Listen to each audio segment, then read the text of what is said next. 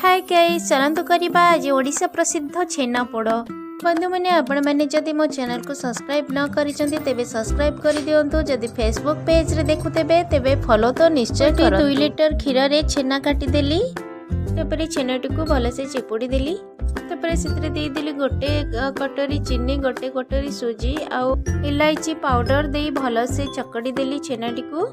तापर गोटे कैप्टिन रे वाटर पेपर दे देली, तापर छेना गुड़ा को सेतरे दे एमती भलसे सजाड़ी देली। इटी मो गोटे डिश नहीं सिल्वर डिश, एमती गोटे डिश नेले छेनाटी चारिपटरू पोड़ खाई थाए।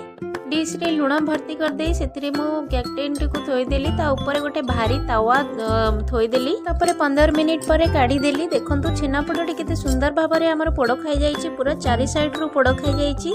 आपण माने एमिति छेनापोड़टी घरे बने मते निश्चय कमेंट करो। छेनापोड़टी मोर केमिति लागिला बंधु माने कमेंट रे निश्चय जणांतु।